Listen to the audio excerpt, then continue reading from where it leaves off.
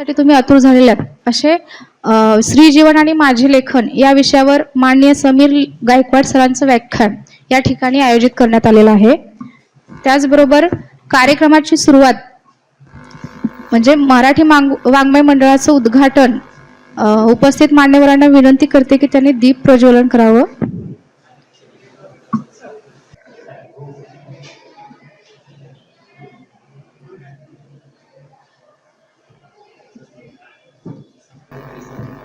धन्यवाद सर।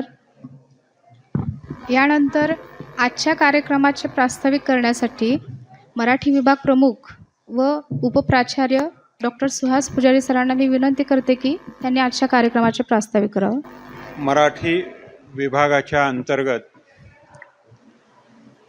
मराठी वाङ्मय मंडळाच्या उद्घाटनासाठी आज विशेष निमंत्रित असलेले आमचे लेखक मित्र माननीय श्री समीर गायकवाड, मराठी विभागातील सहकारी प्राध्यापक, मराठी वाङ्मय मंडळाचे समन्वयक डॉक्टर सारीपुत्र तुपेरे, इंग्रजी विभागाच्या प्रमुख डॉक्टर नंदा साठे, हिंदी विभागाचे प्रमुख डॉक्टर संगप्रकाश दुड्डे, इंग्रजीतील प्राध्यापक रेवणसिद्ध हलवळी, प्राध्यापक संतोष पवार, प्राध्यापक सागर सुरवसे, प्राध्यापिका रेश्मा सुर्वे आणि मराठीच्या विद्यार्थ्यांबरोबरच मराठीवर प्रेम करणारे आपण सर्व विद्यार्थी, आज एक चांगला योग आहे। गेल्या वर्षापासून माझ्या मनामध्ये श्री समीर गायकवाड यांना आपल्या कॉलेजमध्ये आमंत्रित करावं, या लेखकाचा परिचय आपल्या सगळ्यांना व्हावा, त्यांचे विचार आपल्यापर्यंत पोहोचावे, सोलापुरातलं अस्सल वान आपल्याला पाहायला मिळावं, अशी एक माझी इच्छा होती आणि त्याला मूर्त स्वरूप आज मिळतंय। 4-5 दिवसापूर्वी समीर गायकवाड यांच्याशी मी बोललो आणि त्यांनी येण्याचं मान्य केलं। आज ते इथं आलेत। मराठी विभागाला एक मोठी समृद्ध अशी परंपरा आहे। या मराठी विभागाच्या माध्यमातून जे वेगवेगळे उपक्रम राबवले जातात, मग ते मराठी वाङ्मय मंडळ असेल, मराठी विभाग असेल, महाराष्ट्रातल्या अनेक नामवंत लेखकांनी या व्यासपीठावरून हजेरी लावलेली आहे। अगदी साहित्य संमेलनाच्या अध्यक्षांच्या बाबतीत जरी बोलायचं झालं तर निसर्गमित्र मारुती चितमपल्ली, श्रीपाल सबनीस जे साहित्य संमेलनाचे अध्यक्ष होते, त्याबरोबरच लक्ष्मीकांत देशमुख जे साहित्य संमेलनाचे अध्यक्ष होते, रवींद्र शोभने जे साहित्य संमेलनाचे अध्यक्ष राहिलेले होते, इंद्रजित भालेराव, नारायण सुमंत, अशा अनेक मोठमोठ्या, मी सगळ्यांची यादी सांगत नाही, पण अनेक मोठमोठ्या लेखकांनी मराठी विभागाच्या माध्यमातून संगमेश्वरच्या व्यासपीठावर आपले विचार मांडलेले आहेत। मी काल देखील एका कार्यक्रमामध्ये याच दालनामध्ये बोललो आहे की मराठी विभागाला जी परंपरा आहे त्यामध्ये प्राध्यापकांचं आणि विद्यार्थ्यांचंही योगदान मोठं आहे। आजचे जे वक्ते आहेत समीर गायकवाड हे संगमेश्वरचे मराठीचे विद्यार्थी आहेत। संगमेश्वर मधून ते शिकलेले आहेत आणि या महाविद्यालयाचे प्राध्यापक निर्मल कुमार फडकुले जे माजी विभाग प्रमुख होते मराठीचे, त्यांना अवघा महाराष्ट्र ओळखत होता। कुसुमाग्रज तथा वि.वा. शिरवाडकरांसारख्या महान लेखक कवीने देखील त्यांच्या एका गौरव समारंभाला निर्मल कुमार फडकुले वक्ते असावेत अशी इच्छा प्रकट केली होती आणि ते प्राध्यापक संगमेश्वरचे मराठी विभागातले होते। अशी ही परंपरा आहे। अनेक विद्यार्थी देखील या महाविद्यालयाने दिलेले आहेत। प्राध्यापकांमध्ये फडकुले एकटेच होते असं नाही, दुकासंत नावाचे संशोधक होते, त्याच्याबरोबर विलास पाटील सारखे लेखक सुद्धा या महाविद्यालयामध्ये प्राध्यापक होते. नारायण सुमंत नावाचा ग्रामीण कवी जो महाराष्ट्रभर गाजलेला आहे, तो या संगमेश्वरचा मराठीचा विद्यार्थी. चंद्रभूषण कुलश्रेष्ठ या संगमेश्वरचे विद्यार्थी. दत्ता भोसले संगमेश्वरचे मराठी विषयाचे विद्यार्थी. नास फरांदे हे देखील संगमेश्वरचे मराठीचे विद्यार्थी. असे खूप यादी आपल्याला सांगता येऊ शकेल. आणि अशा यादीतलंच एक झळकतं नाव म्हणजे समीर गायकवाड आहेत. मी परिचय अधिक देत नाही, त्यांचा वाङ्मयीन परिचय तुपेरे सर देणार आहेत. पण असं हे व्यक्तिमत्व आहे. आणि त्यांचा विषय जो आहे तो स्त्री जीवन, मुद्दाम मी त्यांना तो विषय दिलेला आहे, कारण त्यांच्या अत्यंत जिव्हाळ्याचा विषय आहे तो.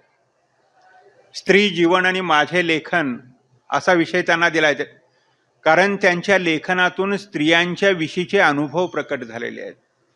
स्त्रियांच्या इच्छा आकांक्षा, त्यांच्या भावभावना, त्यांचे आर्त हुंकार, त्यांचं दुःख, या सगळ्या गोष्टी त्यांच्या साहित्यातून आलेल्या आहेत. आणि असा लेखक आमच्या कॉलेजमध्ये यावा, त्यांच्या मुखातून स्त्री जीवन प्रकट व्हावं.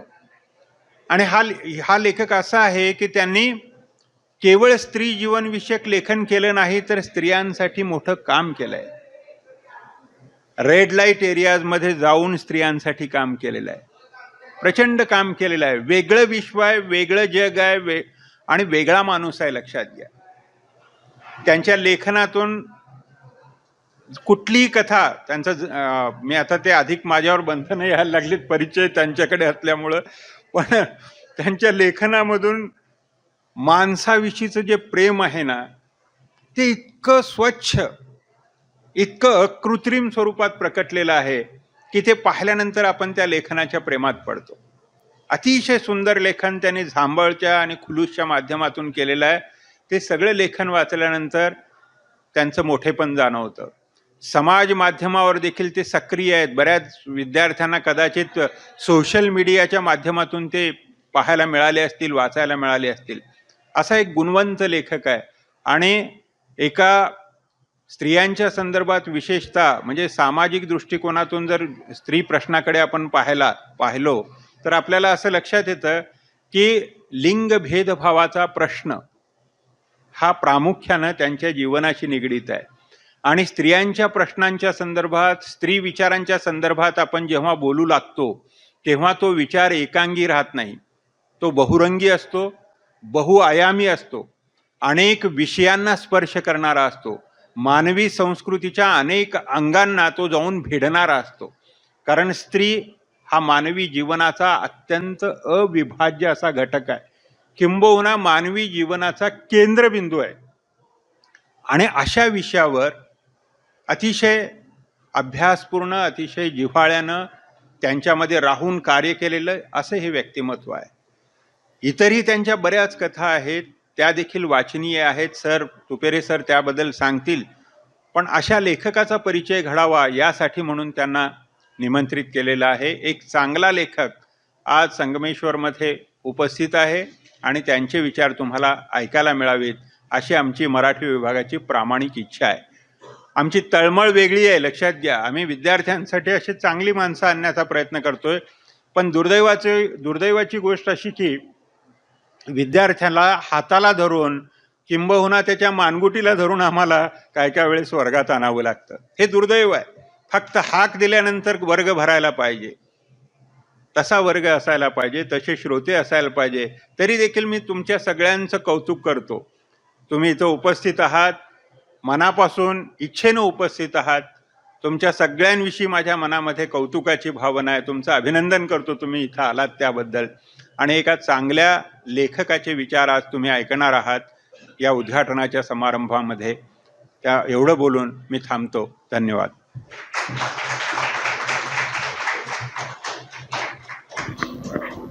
धन्यवाद सर. त्यानंतर पाहुण्यांचा परिचय करून देण्यासाठी मी डॉक्टर सारीपुत्र तुपेरे सरांना विनंती करते की त्यांनी पाहुण्यांचा परिचय करून द्यावा.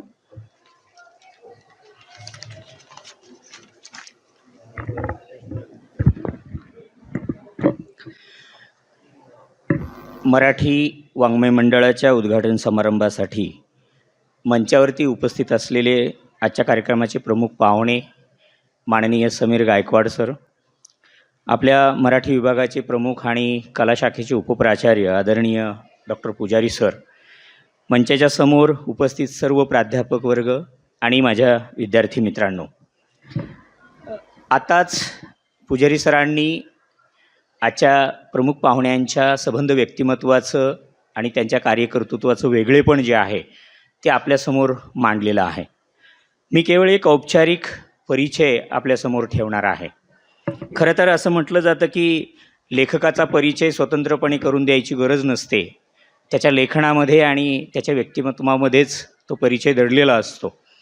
पण तरीसुद्धा काही गोष्टी बघण्यातून राहून जाऊ शकतात, विचार करण्याच्या परिप्रेक्ष्यातून राहून जाऊ शकतात. म्हणून काही नोंदी, ठळक नोंदी आपल्या लक्षात असणं फार गरजेचं आहे. मित्रांनो, समीर गायकवाड हे नाव अवघ्या महाराष्ट्राला परिचित असणारं नाव आहे. मराठी साहित्याच्या परिप्रेक्ष्यामध्ये जेवढी लोकं आहेत, वाचक असतील, लेखक असतील, त्यांना हे नाव आता ओळखीचं झालेलं आहे, परिचयाचं झालेलं आहे. महत्त्वाची गोष्ट म्हणजे ते एक लेखक आहेत, स्तंभलेखक आहेत आणि त्यातली सगळ्यात महत्त्वाची जी अलीकडच्या काळाशी बांधलेली गोष्ट आहे ती म्हणजे ते एक खूप चांगले ब्लॉगर आहेत. ब्लॉग लिहिणारा तो ब्लॉगर असं एक साध्या व्याख्येमध्ये आपल्याला त्याचं स्पष्टीकरण देण्याची गरज नाही, परंतु माझ्या विद्यार्थी मित्रांसाठी मी सांगेन तर त्यांनी अतिशय दर्जेदार अशा स्वरूपाचे ब्लॉग लिहिलेले आहेत. त्याच्याविषयी मी नंतर बोलेनच. परंतु ते सोलापूरच्या भूमीचे सुपुत्र आहेत. सोलापूरजवळच असलेलं कोंडी हे जे गाव आहे ते त्यांचं जन्मगाव आहे. आपल्या भूमीमधला, आपल्या जवळचा, आपल्या आजूबाजूला वावरणारा हा लेखक आहे. परंतु मगाशी पुजारी सरांनी सांगितलं की या संगमेश्वर महाविद्यालयाला आणि या सोलापूरला साहित्याची फार मोठी परंपरा आहे आणि त्या परंपरेमधलंच आजच्या काळातलं एक ठळक नाव म्हणजे समीर गायकवाड आहे. BA आणि MAचं शिक्षण त्यांनी शिवाजी विद्यापीठातून केलं. म्हणजे विद्यापीठाच्या परिपेक्षात संगमेश्वरचे ते विद्यार्थीच आहेत. महत्त्वाची गोष्ट म्हणजे MA केल्यानंतर सेटनेटची परीक्षासुद्धा ते पास झालेले आहेत. आपल्याकडे रूढ अर्थानं असं केलं जातं की MA झालं, सेटनेट झालं की प्राध्यापकाची नोकरी लोक करतात. परंतु या सगळ्या रूढ वाटांना तोडून एक वेगळी वाट त्यांनी अवलंबली आणि प्राध्यापकी व्यवसाय न करता शेती आणि इतर व्यवसाय करून ते आपला उदरनिर्वाह चालवतात. परंतु मित्रांनो, केवळ प्राध्यापक होणं म्हणजेच लेखक होणं असं काही नाही आहे. तुम्ही स्वतंत्रपणे राहूनसुद्धा लेखन करू शकता. त्याचं एक जागतं उदाहरण म्हणजे आदरणीय समीर गायकवाड सर आहेत. त्यांच्या विषयाची व्याप्ती वेगवेगळ्या पद्धतीची आहे. जरी आपण त्यांना स्त्रीजीवन केंद्रीय असं म्हणत असलो तरीसुद्धा त्यांचे ब्लॉग जर आपण वाचले, त्यांचं वेगवेगळ्या वर्तमानपत्रातलं लेखन जर आपण वाचलं तर ज्याला मराठीमध्ये अलक्षित असे विषय म्हणतो की सामान्य माणसाची दृष्टीसुद्धा तिथपर्यंत जाणार नाही, ती संवेदना पोहोचणार नाही, तिथपर्यंत हा लेखक गेलेला आहे आणि तिथल्या संवेदना आपल्या शब्दामध्ये टिपलेल्या आहेत. म्हणजे मला आठवतं की लोकसत्तामध्ये लोकरंग पुरवणीमध्ये सर ज्यावेळेस लिहितात आणि आम्ही ते जेव्हा वाचतो त्यावेळेस त्या लेखनशैलीमध्ये एक प्रकारचा ओघवतपणा दिसतो. कुठेही असं बांधलेपणा दिसत नाही आहे किंवा जोडलेलं दिसत नाही. तर जे अनुभवलं, जे जगलं, म्हणजे अण्णाभाऊ साठे यांच्या शब्दातच सांगायचं म्हटलं तर मी जे जीवन जगलो, मी जे अनुभवलं, मी जे पाहिलं तेच मी लिहितोय आणि सांगतोय. ही जी एक ज्याला मानवतावादी भूमिका म्हणूया तशा स्वरूपाची भूमिका घेऊन सर सातत्यानं लेखन करत आलेले आपल्याला पाहायला मिळतात आणि सामाजिक जाणीवांचा आविष्कार त्यांच्या साहित्यामधून पाहायला मिळतो. त्यांनी लिहिलेल्या ग्रंथांची नावं जरी आपण वाचली तरी ती खूप वेगळी आहेत. त्याच्यामध्ये रेड लाईट डायरीज खुलूस असं एक त्यांच्या पुस्तकाचं नाव आहे. खरं तर हा विषयच आपल्या कक्षांच्या बाहेरचा असतो की ज्याच्याकडे आपण मान वळवून सुद्धा पाहत नाही. आपण जर तिथून रेड लाईट एरियातून चाललो तर सरळ चला, बघू नका इकडं, अशी मानसिकता असणारी माणसं आपल्या आजूबाजूला असतात. परंतु तिथं आपला दृष्टिक्षेप टाकून तिथलं जगणं अनुभवून त्यांनी आपल्या सगळ्या साहित्यामध्ये ते मांडलेलं आहे. जांभळ नावाचा कथासंग्रह त्यांचा आहे आणि अलीकडे ज्या कादंबरीची चर्चा होते आहे ते मन समजावण नावाची कादंबरी आहे. सोलापूरमध्ये त्याच्यावरती चर्चासत्र झालेलं आहे. महाराष्ट्राच्या अनेक वर्तमानपत्रा वेगवेगळ्या मासिकांमध्ये त्यांच्या हां तर हां हो बरं ठीक आहे. तर मुद्दा असा आहे की कादंबरी जरी सरांची नसली तरी तो जो परिप्रेक्ष्य आहे त्या सगळ्या साहित्याचा तो खूप वेगळा आहे असं आपल्याला पाहायला मिळतं. आणि मी मगाशी ज्याचा उल्लेख करत होतो तो म्हणजे ब्लॉगरचा. तर सरांनी अनेक पद्धतीचं ब्लॉग लेखन केलेलं आहे. 2016मध्ये सोशल मीडियावरील संमिश्र लेखांचं त्यांचं पुस्तक आहे, ज्याच्यामध्ये पाऊलवाट हे पुस्तकाचं नाव खूप महत्त्वाचं आहे. आणि महत्त्वाची आणखी एक जी खूप महत्त्वाची गोष्ट आहे, त्याच्यामध्ये नामवंत लेखक बॉलिवूडमधील जे आहेत विख्यात सेलिब्रिटींचं लेखन ज्या एका पुस्तकामध्ये आलेलं आहे ते मॅजिकल पंचम नावाचं पुस्तक आहे. आणि त्या पुस्तकामध्ये, ते इंग्रजीतलं पुस्तक आहे परंतु त्याच्यामध्ये लिहिण्याची संधी त्यांना ती मिळालेली आहे. आणि मला वाटतं की जागतिक स्तरापर्यंत पोचलेलं हे नाव आहे असं आपल्याला म्हणता येतं. त्यांचे युअर स्टोरी नावाचं एक पुस्तक वेब पोर्टलवरती प्रकाशित झालेलं आहे, ज्याच्यामध्ये त्यांची सक्सेस स्टोरी प्रकाशित झालेली आहे. आणि या सगळ्या अलीकडच्या आधुनिक माध्यमांमधून सर लिहित आहेत आणि दर्जेदार पद्धतीचं लेखन करतायत. मित्रांनो, ज्यावेळेस आपण एखादं लेखन लिहित असतो त्यावेळेस त्याची दखल निश्चितपणे वाचक घेत असतात. आणि मला सांगायला आनंद वाटतो की समीर गायकवाड यांना महाराष्ट्रातल्या नामांकित संस्थांचे पुरस्कार मिळालेले आहेत. म्हणजे महाराष्ट्र साहित्य परिषद पुणे यांच्या वतीनं दिला जाणारा पुरस्कार असेल किंवा आपल्या सोलापूरमध्ये नामांकित असा पुरस्कार जो ओळखला जातो तो मनोरमा पुरस्कार, हा सुद्धा सरांना मिळालेला आहे. त्यांनी त्याबरोबरच ताराबाई शिंदे सामाजिक पुरस्कारानं सुद्धा त्यांना सन्मानित करण्यात आलेलं आहे. दक्षिण महाराष्ट्र साहित्य सभा जी पश्चिम महाराष्ट्रामध्ये काम करते आहे, विजय चोरमारे सर त्याचे अध्यक्ष आहेत. आणि अतिशय ग्रामीण भागामध्ये जाऊन साहित्याची चळवळ ती संस्था चालवते आहे. त्या संस्थेचा पुरस्कारसुद्धा सरांना मिळालेला आहे. तर अशा वेगवेगळ्या संस्थांचे पुरस्कार प्राप्त झालेले लेखक आज आपल्यामध्ये उपस्थित आहेत. आम्ही सर सकाळी व्हॉट्सअप ग्रुपवरती ज्यावेळेस मेसेज पाठवत होतो त्यावेळेस विद्यार्थ्यांना आम्ही सांगितलेलं होतं की लेखक आपल्या भेटीला येत आहेत. खरं तर ही अलीकडच्या काळात फार दुर्मिळ गोष्ट झालेली आहे. परंतु मी मगाशी विद्यार्थ्यांनाही सांगितलं की एक लेखकाला पाहणं, लेखकाला ऐकणं म्हणजे जीवनातला अविस्मरणीय क्षण असतो. आणि हा क्षण परत येत नसतो. मी मगाशी आमच्या विद्यार्थ्यांना म्हणालो की तास परत होईल परंतु लेखकाचा कार्यक्रम मात्र परत होणार नाही आहे. तो तुमच्या जीवनातला अविस्मरणीय क्षण असणार आहे. तर त्या तुमच्या आणि त्यांच्या क्षणामध्ये मी फार वेळ घालवणार नाही. त्याच्यामुळं मी सरांचा अल्पसा परिचय तुमच्यासमोर ठेवला. ही संधी मला विभागाने दिली त्याबद्दल मी कृतज्ञता व्यक्त करतो आणि थांबतो. धन्यवाद.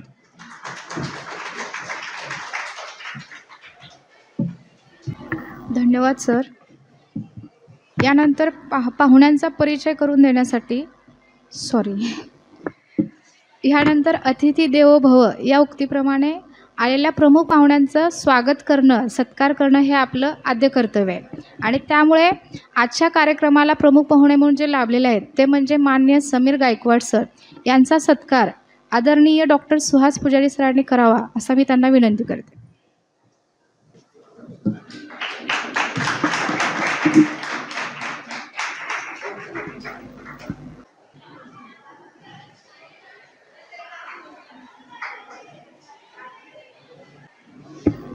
यानंतर आजच्या कार्यक्रमाचे अध्यक्ष तथा मराठी विभाग प्रमुख व कला शाखेचे उपप्राचार्य असलेले डॉक्टर सुहास पुजारी सरांचा सत्कार डॉक्टर सारीपुत्र सुपेरे सरांनी करावा अशी मी त्यांना विनंती करते.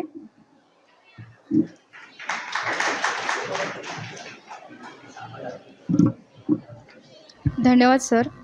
यानंतर सर्वांना ज्याची उत्सुकता लागलेली आहे ते म्हणजे आजच्या कार्यक्रमाचे प्रमुख पाहुणे माननीय समीर सरांचं व्याख्यान ऐकण्यासाठी तुम्ही सर्वजण उत्सुक राहिलेले आहात. तर त्यासाठी आजचा त्यांचा विषय जो आहे तो स्त्री जीवन आणि माझे लेखन या विषयावर व्याख्यान देण्यासाठी मी माननीय समीर गायकवाड सरांना विनंती करते की त्यांनी यांच्या वतीने मराठी वाङ्मय मंडळ 2024चा उद्घाटन समारंभ आज आहे आणि त्यासाठी मला इथं बोलवलेलं आहे. आजच्या कार्यक्रमाचे अध्यक्ष प्राचार्य ऋतुराज बुवा इथं नाही आहेत परंतु त्यांच्याऐवजी डॉक्टर सुहास पुजारी सर जे सोलापूर शहरातले सोलापूर जिल्ह्यातले साहित्य चळवळीचे एक अग्रणी आहेत ते इथे उपस्थित आहेत. त्याचबरोबर सारीपुत्र तुपेरे सर इंग्रजी आणि हिंदी विभागाचे विभाग प्रमुख आणि उपस्थित सर्व शिक्षक वर्ग आणि विद्यार्थी मित्र मैत्रिणींनो, सर्वप्रथम मी एक स्पष्ट करू इच्छितो की हे व्याख्यान नाही आहे हा संवाद आहे. व्याख्यान म्हणलं की मुलं अशी ताठ होऊन जातात, माना वगैरे असं अटेन्शनमध्ये राहतात आणि 10 मिनिटांनी मोबाईल काढून त्याच्यामध्ये बघत बसतात. त्यामुळं हा संवाद आहे. मी तुमच्याशी बोलेन, अधूनमधून एखादा प्रश्न विचारेन. आपण थेट विषयाकडे जाऊयात. माझा आजचा विषय स्त्री जीवन आणि माझे लेखन. थोडक्यात मगाशी मनसंजोगांचा एक छोटासा उल्लेख झालेला आहे, त्याबद्दल थोडंसं क्लिअर करतो. मला 2 भाऊ आहेत, संग्राम गायकवाड आणि सुशील गायकवाड. संग्राम गायकवाड जे ते पुण्यामध्ये आयकर आयुक्त आहेत आणि त्यांची ती दुसरी कादंबरी आहे मनसंजोग. त्याच्या आधी जी होती आटपाट नगरातल्या गोष्टी ही पहिली कादंबरी होती. दोन्ही कादंबऱ्यांना देशभरामध्ये राज्यभरामध्ये चांगला प्रतिसाद मिळाला आणि माझे धाकटे भाऊ जे आहेत ते सुशील गायकवाड, ते केंद्रीय संरक्षण मंत्री राजनाथ सिंह यांचे PS आहेत. दोघंही सिव्हिल सर्व्हिसेसमधून पास झालेले आहेत आणि त्यांचं झेंगट नावाचं आत्मचरित्रपर कादंबरी आहे, पण ती त्यांच्या वैयक्तिक जीवनावरची राजहंस प्रकाशनाने ती प्रकाशित केलेली आहे. आणि माझी बहीण जी आहे उर्मिला आगरकर, तिचं मनी मानसी हे आत्मकथनपर पुस्तक आहे. माझी भाची जन्मतः कर्णबधीर होती. तिच्यासाठी बहिणीने घेतलेले कष्ट आणि माझ्या भाचीला तिने ज्या पद्धतीने बोलायला शिकवलं, तिच्यासाठी ती झिजली आणि आता ती इंजिनियर आहे आणि भारत सरकारच्या संरक्षण मंत्रालयाच्याच एका युनिटमध्ये ती जॉब करते नाही. तर तिच्या संघर्षाचं ते पुस्तक आहे. आम्ही 4 भावंडे लिहितो, त्यामुळे बऱ्याचदा हा प्रसंग ओढवतो. त्यामुळे तुपेरे सरांचे वतीने मीच दिलगिरी व्यक्त करतो की ते असं होतं, त्याच्यात काही मोठी गोष्ट नाही आहे, कारण आमची नावही सारखी आहेत. नाहीतर मी इतर कुठे गेले की कुटुंबाचा उल्लेख टाळतो. काय होतं की आत्मप्रौढी मिरवल्यासारखं होतं, माणसाने स्वतःविषयी कमी बोलावं. तर इथं मुली आणि स्त्रिया पुष्कळ आहेत. मला असं विचारायचं, तुम्हाला डॉक्टर प्रतीक्षा गवारे माहिती आहेत का? तुम्ही कधी नाव वाचलं? याचाच अर्थ आपण कमी वाचन करतो. मग थेट रिमार्क नाही करत, परंतु कमी वाचन असं म्हणतो. प्रतीक्षा गवारेंचं नाव मागच्या 2-3 दिवसामध्ये सर्व वर्तमानपत्रात फ्रंट पेजला आलेलं होतं. त्या पूर्वीचा औरंगाबाद म्हणजे आत्ताचं छत्रपती संभाजीनगर इथल्या होत्या. त्या एक डॉक्टर होत्या आणि लग्नानंतर 6-7 वर्षानंतर त्यांनी आत्महत्या केली. आणि आत्महत्या करताना त्यांनी आपल्या पतीच्या नावाने जी सुसाईड नोट लिहिलेली आहे, ती मानसशास्त्राचा एक चांगला अभ्यासाचा भाग म्हणून त्याच्याकडे पाहता येईल. ज्या मुलीला गायनेकोलॉजिस्ट व्हायचं होतं, त्या मुलीने नवऱ्याच्या छळासाठी आत्महत्या केली. आणि विशेष गोष्ट अशी की ती अत्यंत संघर्षातून तिने MBBS पूर्ण केलं होतं. आणि शिक्षण घेत असताना तिची त्या पतीवर ओळख झाली आणि त्या माणसाने तिला एनीहाऊ काही स्वप्न दाखवली, आपण असा संसार करू, अमुक करू, तमुक करू. परंतु ते लग्नापर्यंत ठीक होतं. लग्न झाल्यानंतर मात्र त्यांच्या मनामधला संशयात्म जागरा झाला आणि त्यांनी सातत्याने पत्नीवरती संशय घेतले, तिच्या चारित्र्यावरती संशय घेतले आणि हळूहळू ते तिला कोंडू लागले. त्याचं रूपांतर असं झालं की तिचं स्वातंत्र्य जे ते हिरावलं गेलं, तिचे स्वप्नांचा चुराडा झाला. एक वेळ अशी की त्या डॉक्टरांनी, म्हणजे तिचे पती पण डॉक्टर आहेत, त्यांनी तिला आईवडिलांशी सुद्धा बोलायची बंदी घातली, मोबाईल वापरायला बंदी घातली, मोबाईलचं सिम बदलायला लावलं, हँडसेट बदलायला लावला आणि तिला मजबूर केलं त्यांनी. पण तिने जी सुसाईड नोट लिहिलेली आहे ती फार दुःखद आहे. मला त्याच्याविषयी सांगायचं, म्हणजे मी तिथून सुरुवात करतो. मुलींनी कमजोर असायला नाही पाहिजे. आपल्यावर कोणीतरी प्रेम केलं आणि त्याने आपल्यावर संशय घेतला म्हणून त्या मुलीने, तिला जी इतकी मोठी स्वप्न आहेत, ती हुशार होती, तिचे मार्क्स, त्याचे ग्रेड पाहिले तर सहज लक्षात येते की ती अगदी सहज DGFO जे म्हणजे गायनेकोलॉजिस्टची पुढची डिग्री आहे, पोस्ट ग्रॅज्युएशन, ती सहज करू शकली असते. पण तिने ते नाही केलं आणि तिने सुसाईड केलं. आणि त्यात तिने लिहिलं की मी आता तुम्हाला आझाद करते, पण मी तळतळून सांगते की माझ्या चारित्र्यात खोट नाही आहे, मी एक प्रामाणिक आणि सच्ची मुलगी आहे. तुम्ही माझ्यावर कितीही संशय घेतले असले तरी तुमचा संशय जावा म्हणून मी जीव देते. ही फार दुःखद गोष्ट आहे की तुमच्यावर कोणीतरी संशय घेतं म्हणून तुम्ही जीव, अशा माणसाला लाथ मारली पाहिजे आणि तिथून निघून जायला पाहिजे. कारण तुमची स्वप्नात, विशेष म्हणजे त्या मुलीने त्या मुलाच्या शिक्षणासाठी मदत केलेली आहे. त्याच्या डॉक्टर होण्यामध्ये तिची आर्थिक मदत खूप मोलाची आहे. म्हणजे ज्याच्या जडणघडणीत तुम्ही मदत केली तो तुमच्यावर संशय घेतो. एवढंच नव्हे तर त्यांनी त्या प्रतीक्षेला सांगितलं की तू मूल व्हायला पाहिजे तुला. पण तिची इच्छा होती की अधिक पोस्ट ग्रॅज्युएशन करायला पाहिजे, पण दुर्दैवाने ते होऊ शकले नाही. मग तिने मूल होण्यासाठी तयारी केल्यानंतर त्या दरम्यान ही घटना घडलेली आहे. आपल्या समाजामध्ये एकीकडे मुलींचं शिक्षण जे आहे ते अत्यंत दुर्लभ गोष्ट आहे. मग अनेक ग्रामीण आणि शहरी कुटुंबामध्ये बघायला गेल्यावर लक्षात येतं की समजा घरातला मुलगा अभ्यासात मागे असेल आणि मुलगी पास झाली तर त्याच्यावर दडपण येतं, आपोआप हिचं पण शिक्षण थांबवा असं म्हटलं जातं. तर मुली शिकत नाहीत आणि शिकणाऱ्या मुलींनी जर कधीही आत्महत्या करू नये. त्यामुळे इथं असलेल्या सर्व मुलींना मी सांगेन की कधीही स्वतःला संपवायचं नाही. यत्र नार्यस्त पूज्यते रमते तत्र देवता हा श्लोक प्रसिद्ध आहे. म्हणजे की जिथं नारीला किंमत आहे तिथंच देवता असतात, तिथं देवतांचा वास. आपली संस्कृती असं सांगते, पण प्रत्यक्षात आपली संस्कृती स्त्रीचं शोषण करते. आपण अलर्ट राहायला पाहिजे. समाजात काय काय घडते ते आपल्या लक्षात आलं पाहिजे. की पश्चिम बंगाल जिथं ती जी डॉक्टरवरती रेप झालेला आहे, त्या आरजी कार नावाचं हॉस्पिटल आहे. त्या आरजी कार हॉस्पिटलचं जर तुम्ही साधं गुगल जरी सर्च केले तरी तुम्हाला लक्षात येईल की मागच्या 18 वर्षामध्ये तिथं 6 सुसाईड झालेत आणि 2 मर्डर झालेले आहेत. त्यातले 3 सुसाईड जे आहेत ते डॉक्टर्सचे आहेत, 1 सुसाईड नर्सचा आहे आणि 1 मर्डर जो आहे तो डॉक्टरचाच आहे, तो ट्रेनी जेंट्स डॉक्टर आहे. मग तिथे मर्डर्स का झाले, तिथं काय चालत होतं, तिथं कोण लैंगिक शोषण करत होतं हे सर्वांना माहिती आहे. परंतु ती माहिती कधीही पटल्यावर येत नाही. जसं आपले बदलापूरमधली जी घटना आहे, तुम्ही असीम सरोदे नावाचे ॲडव्होकेट आहेत, त्यांना जर तुम्ही फॉलो करत असाल तर ते डेली अपडेट्स देतात त्या केसचे. ते सरकारच्या वतीने नसून फिर्यादीच्या वतीने उभे राहिलेले वकील आहेत. तर ते जे FIR असेल किंवा त्याचे तपासमध्ये नोंदी आहेत त्याच्यात ज्या गफलती आहेत ते रोज मांडतात. म्हणजे मुलीला जर सज्ञान होऊन समाजात शिकायचं असेल, स्वतःच्या पायावर उभारायचं असेल तर तिथं संपत नाही आहे, तर पुढं सुद्धा आयुष्य आहे आणि रोजच्या तिच्या लाईफमध्ये तिला अनेक संघर्ष करायचे. हे करत असताना आपण असं स्वतःला धन्य मानलं पाहिजे की आपल्याला आईवडील आहेत, आपल्याला बहीण भाऊ आहेत, आपल्याला जीव लावणारा नवरा आहे, एखाद्या विवाहित स्त्रीला मुलगा असतो तो तिला सपोर्ट करतो, किंवा समाज आहे, शेजार पाजार आहे. परंतु समाजाच्या पलीकडे जर आपण जाऊन पाहिलं तर असे काही घटक आहेत की ज्यांना कोणीच सपोर्ट करणार नाही. मग आता असे किती घटक सापडू शकतात आपल्याला. एक आदिवासी असतात की ज्यांच्यापर्यंत आपण पोहोचत नाही. आदिवासी एका विशिष्ट भागांमध्ये राहतात आणि त्यांचं जीवनशैली जी आहे ते आपल्यापेक्षाही अत्यंत खालावलेले, निम्न स्तराचे आहे. हिरामन झिरवळ नावाचे एक आता अहमदनगरला ते उपजिल्हाधिकारी आहेत माझ्या माहितीनुसार. हिरामन झिरवळांनी जो संघर्ष केलेला आहे शिकण्यासाठी, मी इथं सिव्हिल सर्व्हिसेसचे मुलं आलेले त्यांना सांगेन की तुम्ही त्यांना फॉलो करा. हिरामन झिरवळ हे पालघर जिल्ह्यातल्या आदिवासी पाड्यावरचा माणूस आहे की जिथं 40-50 माणसं राहतात, जिथं खायला मिळत नाही, आठवडा त्यांना अन्न भेटत नाही, अशा ठिकाणी ते शिकलेले आहेत. त्यांच्या लहानपणाची आठवण त्यांनी एका पुस्तक त्यांच्या आत्मचरित्रात लिहिलेली आहे की ते 10-11 वर्षाचे असताना एक दिवशी फळांचा गाडा त्यांच्या घरासमोरून गेला, कारण तिथे फळांची दुकान नाही, कारण तो आदिवासी पाडा आहे. तर ती फळाचं गाडा पाहून त्यांनी आईला सांगितले की आई ह्याच्यातले कुठलंच फळ मी खाल्लेलं नाही आहे. आईने सांगितलं की ह्याच्यातलं एकही फळ म्हणजे एक सिंगल फळ घेण्याइतके आपल्याकडे पैसे नाही आहेत, आपण फार गरीब आहे. आणि त्यांची गरिबी अत्यंत भयंकर गरिबी होती, पुस्तक वगैरे तर दूरची गोष्ट आहे.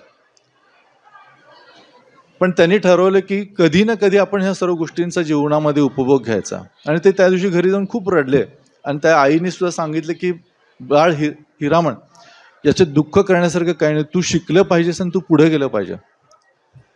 त्या हिरामन झिरवळांनी जो अभ्यास केला तो असा होता की ज्याला आपण म्हणतो की पाठीचा मनका मोडावा इतका त्याने अभ्यास केला.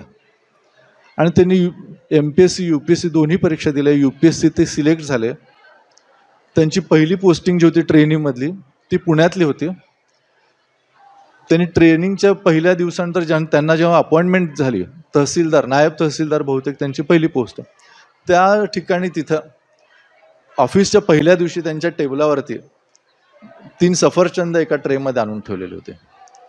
आणि त्यांनी ते सफरचंद म्हणजे ऑफिस वर्क झालं आणि लंच टाईममध्ये त्यांनी ते सफरचंद हातात घेतले आणि ते धाय मोकलून रडले. आणि ती सफरचंद त्यांनी खाल्ली नाहीत, घरी गेले आणि त्यांनी आईला दाखवलं की आई, आपण हे सफरचंद एक दिवशी खाऊ शकलो नव्हतं कारण आपल्यापेक्षा पैसे नव्हते. आणि त्या पैशासाठी आपण मौताज झालो होतो. पण आज हे मला माझ्या टेबलावरती हे होतं. मग त्या मायलेकरांनी मिळून सफरचंद खाल्लं. तर त्या सफरचंदाबद्दलचा उल्लेख त्यांच्या पुस्तकाच्या ब्लरबोवरती आहे. आपल्यापाशी सर्व साधनं आहेत. मला सर सांगत होते की सर्व विद्यार्थ्यांचे, सर्व इयत्तांचे आणि सर्व विषयांचे व्हॉट्सॲप ग्रुप आहेत आणि त्याच्यावरती मुलांना अपडेट्स दिल्या जातात. माझ्या काळामध्ये तर याच्यातलं काहीच नव्हतं. पण हिरामन झिरवळ जर आपण तुलनेमध्ये बघितले आपण जे रडत असतो की माझ्यापाशी साधनं नाहीत, मी अभ्यास करू शकत नाही, मी हे करू शकत नाही, ते करू शकत नाही. ज्या माणसाला अंगावर घालायला कपडे नव्हते, लिटरली त्यांची फाटक्या पॅन्टीवरती ते शाळेत जायचे. आज तो माणूस उपजिल्हाधिकारी आहे. आपण ठरवलं तर काही करू शकतो. तर त्या प्रतीक्षा गवारेसारखं आपल्याला जीव द्यायचा नाही आहे, आपल्याला ताठ मानेने जगायचं आहे. इथे हिंदी विषयाचे सुद्धा शिक्षक आलेले आहेत. मुर्दही या नावाचं एक प्रसिद्ध आत्मचरित्र आहे. डॉक्टर तुलसीराम नावाचे लेखक आहेत. ते मराठीमध्ये महाराष्ट्रामध्ये जसा डोंब समाज आहे, म्हणजे डोंब जे आहेत ते स्मशानभूमीमध्ये अंत्यविधी करतात. उत्तर भारतामध्ये सुद्धा तो समाज आहे. तो समाजाचंच नाव मुर्दही आहे, म्हणजे की ते मुर्दे जाळणारे लोक. तर बनारस जो नरेंद्र मोदींचं मतदारसंघ आहे, तर त्या बनारसमध्ये मनकर्णिकेचा घाट आहे की जिथं प्रेतं जाळली जातात. तिथं आपल्यासारखी पद्धत नाही आहे की चिता वगैरे रचली जाते आणि सरण रचून ते अक्षरशः रांग लागलेली असते मृतदेहांची. कारण हिंदू धर्मामध्ये किंवा याच्यामध्ये अशी एक धारणा आहे की बनारसला जर तुमचा अंत्यविधी झाला तर तुम्हाला मुक्ती मिळते, मोक्ष मिळतो वगैरे. ते मी याला मानत नाही. गंगेमध्ये अनेकदा मृतदेह अर्धे जळालेले सोडून देतात आणि ते पुढे ते जाऊन प्राणी खातात, गिधाडं खातात. त्यामुळे मणिकर्णिकेच्या घाटाच्या थोडं पुढे गेलं तर गिधाडं दिसतात. तर त्या मणिकर्णिकेच्या घाटावरती डॉक्टर तुलसीराम आणि त्यांचे फोरफादर्स म्हणजे त्यांचे वंशज जे आहेत त्यांनी तिथे ते काम केलेलं आहे. तर त्यांच्या त्या पुस्तकात त्यांनी लिहिलेलं आहे की एके दिवशी एक दूध पिती मुलगी, म्हणजे साधारण एक 1.5-2 वर्षाची मुलगी असेल, तिचा मृतदेह आला आणि ते स्तब्ध झाले की एवढं छोट्या बाळाचे आता अंत्यसंस्कार करावे लागणार. आणि तिकडे एक पद्धत आहे, आपल्याकडे जशा वेगवेगळ्या पद्धती असते, कोणी रुपयाचं नाणं वगैरे लावतात, पान घालतात तोंडात, खूप काय काय करतात. खरं तर माणूस मेला सगळं संपलेलं असतं, पण पुढचे विधी 1000 चालतात, त्याच्यावरती अनेकांची दुकानं चालतात. पण तिकडे कशी पद्धत आहे की त्या मृतदेहाच्या कपाळावर आणि मानेच्या बॅकसाईडला ठोकतात. तसं करण्यामागे ते असं सांगतात की त्याच्या मेमरीज आपण ब्लँक करायच्या, म्हणजे त्याचं स्मृती, खरं तर माणूस मेला त्याच्या स्मृती तेव्हा संपलेल्या असतात, पण ती समाजाची धारणा आहे, ते चालत आलेलं आहे. आणि त्या जो कोणी मेलेला आहे त्याच्या स्मृती नष्टाव्यात, म्हणजे काहींना भीती वाटते की तो भूत होऊन आमच्या बोकांडी बसतो की काय. खरं तर माणसंच ही भूत आहेत, भूतभीत काहीच नाही आहे. तर त्या धारणेतून सुद्धा ते केलं जातं, किंवा त्याच्या आठवणी संपाव्यात, त्याला मोक्ष मिळावा वगैरे वगैरे. तर ते तुलसीराम जे होते त्यांना फार वाईट वाटलं की आता हे 1.5 वर्षाच्या मुलीला आपण आता ते सर्व करायचं. ते मुलीची आई पण तिथं आलेली होती आणि ती धाय मोकलून रडू लागली. मग तिने जवळ जाऊन सांगितलं, एक तर तिथं गंगेच्या घाटावरती तुम्ही अजूनही पहा, स्त्रियांचे मृतदेह कमी प्रमाणात आणले जातात, आणू दिले जात नाहीत, पुरुषांचे जास्त आणू दिले जातात, त्याच्यात सुद्धा आपल्याकडे लिंगभेद आहे. तर त्या बाळाची आई जी होती ती तिथं आली आणि तिने सांगितलं की मी तुमचे हात जोडून विनंती की माझा जीव घ्या, मला जिवंत जाळा, पण ह्या मुलीच्या कपाळावर मारू नका तुम्ही. मग त्याचं काळीज हेलावलं आणि त्यांनी ते टाळलं. असं नुसतं स्पर्श केला पण ठोकलं नाही, कारण त्या आईची इच्छा त्यांना मोडाविषयी वाटली नाही आणि ती गोष्ट त्यांच्या डोक्यात तशीच राहिली. आणि त्यांना असं वाटलं की त्या बाईची इच्छा आहे आणि आपण त्या बाळाला तसं नाही केलं पाहिजे आणि ते सोडलं पाहिजे आपण. आणि साधारण 30-32 वर्षानंतर एका विवाहित स्त्रीचा तिथं मृतदेह आला.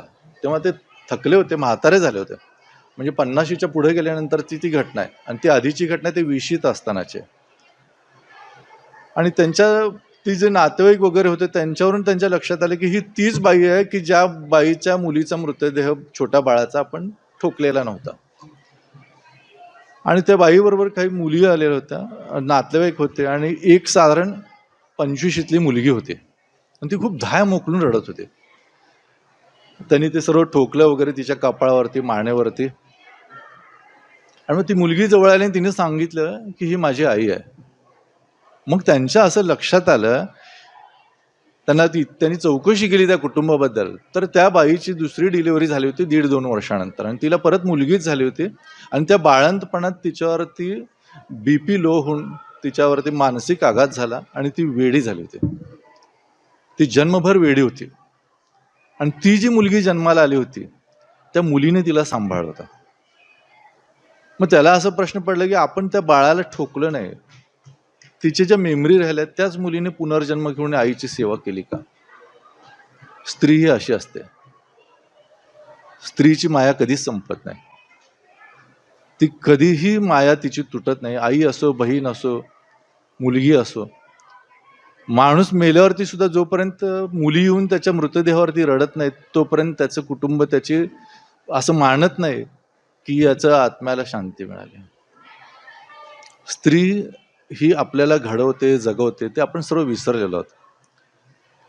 मी मुंबईच्या देशभरामध्ये अनेक रेड लाईट एरियाज आहेत. मुंबईमध्ये कामाठीपूर आहे, पुण्यामध्ये बुधवारपेठ आहे, नागपूरमध्ये गंगा जमुना आहे, बिहारमध्ये मुझफ्फरपूर नावाचं गाव आहे, तिथं चतुर्भुज स्थान नावाचं एक रेड लाईट एरिया आहे.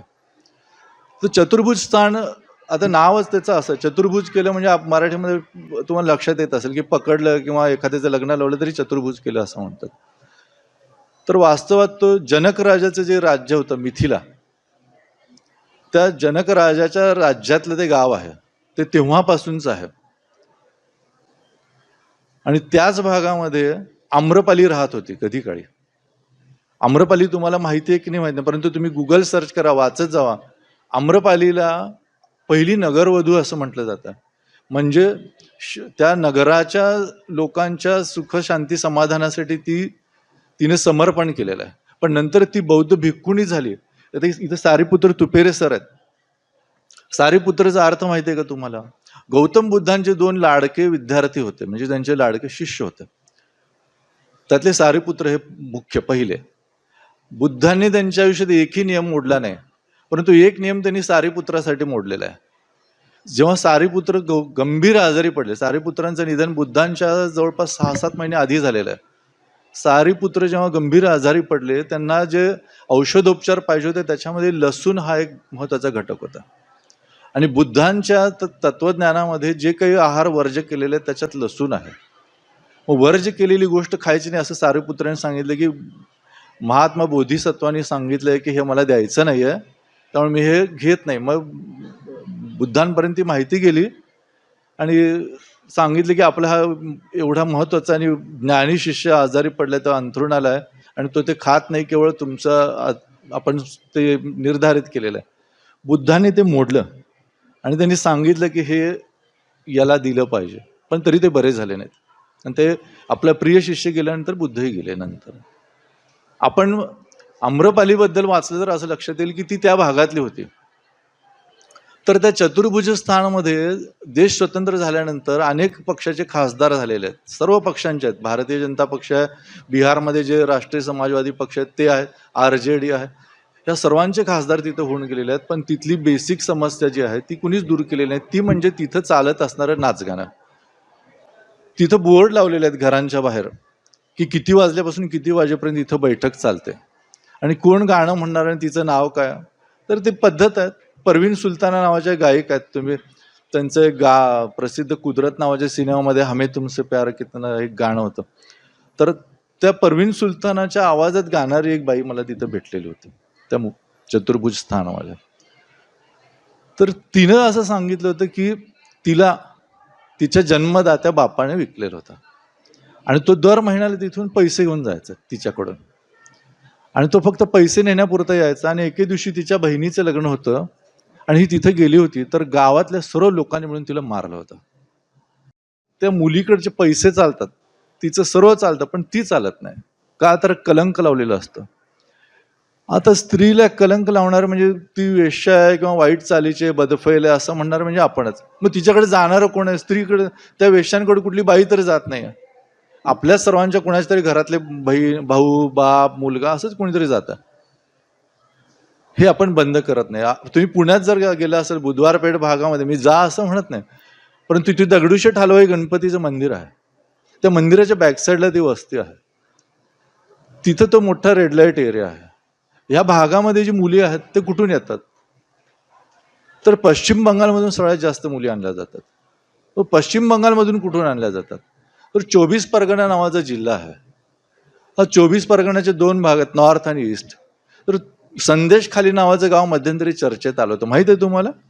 संदेशखाली नावाचं गाव चर्चेत आलं होतं. अगदी भारतीय जनता पक्षाने देशभरात त्याची आंदोलनं केली होती की इथं महिलांचं शोषण केलं जातं वगैरे वगैरे. ते राजकीय गोष्ट आहे. म्हणजे तुम्हाला संदेशखालीही माहीत नाही. तुम्हाला त्रिभुज प्रदेश नावाचा एक शब्द मराठीमध्ये आहे, माहिती आहे का?